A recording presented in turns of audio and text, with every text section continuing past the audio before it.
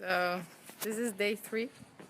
Honestly, we are a little bit running late because we're supposed to go to the camp right now. So I decided to go out all alone to buy some colors for the kids because we're gonna have some fun time together. And yeah, I don't even know where to go from here. Yeah, I think I know. It's like that. I just had a meeting. Not a meeting. I just went to the shop to ask for those colors for kids, and I talked to the guy. He was obviously an artist. He draws and makes calligraphy, but because the city doesn't really care about stuff, he's like working at a shop for food right now because of that. And it's so sad because he has so much talent. It's really sad that nobody cares about these people.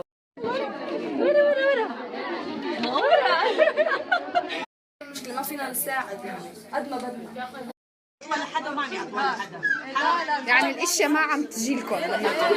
Okay, now I'm recording. So it's super hot here. I think it's 50 degrees today. And we're in this small room. All the children are trying to get something from us.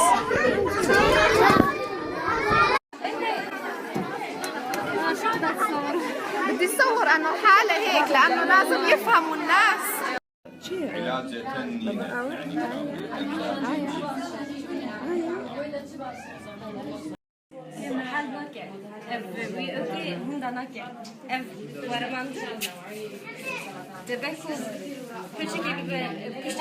Lungs are not filled.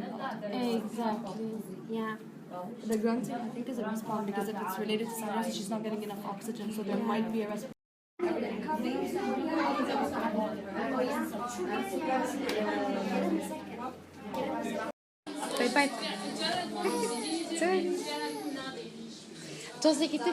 So I'm sitting here now after coming back from the refugee camp with both Nisrin and Evin, and we have some points we want to discuss about our experience there and what kind of things we found out while we were there.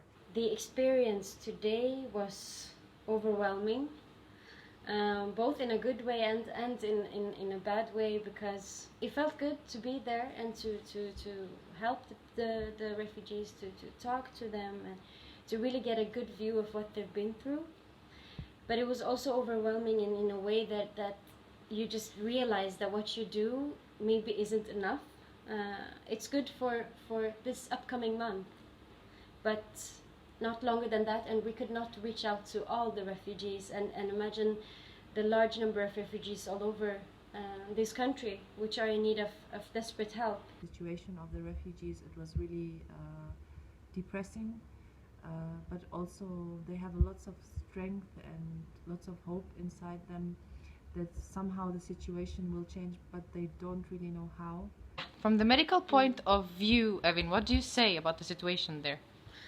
In my opinion, the refugees are in need of a specific clinic in which we are able to put the right diagnosis for these refugees, because what we did today felt really good and helpful to a certain extent, because we were able to take the anamnesis of the patients and to perform physical examinations, but this is not enough to put a complete diagnosis. So what they need is a clinic close by only for refugees with doctors who are there 24 hours a day, and who can just be there for them, because these patients, they are here with cardiovascular diseases, endocrine diseases, pulmonary diseases, gastrointestinal, all these diseases which need the right tool. Without this, it's impossible to give them the right treatment as well. So I realized that these people are, and I want everybody to know also, that these people are normal people.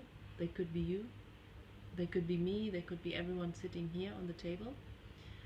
And I want you to know that these people, it was not their choice to be in the refugee camp. They were living a normal, decent life, but they were happy. And now they are forced to live in this refugee camp. It's really only about surviving. Bano, in your opinion, what projects should be started to extend this project? I think that because the people said that the problem is they don't have money to buy things at all, and that's because nobody is employed. What are they gonna do? Because they need the money to eat, to buy things, and so on. And we were thinking maybe a project where they could grow their own food and so on, because a lot of them are actually farmers, are very good at it. So that would have been a really good project. Like a lot of them having congenital diseases, like that needs really complicated surgeries. And of course, when we don't have the diagnostic methods, it's impossible.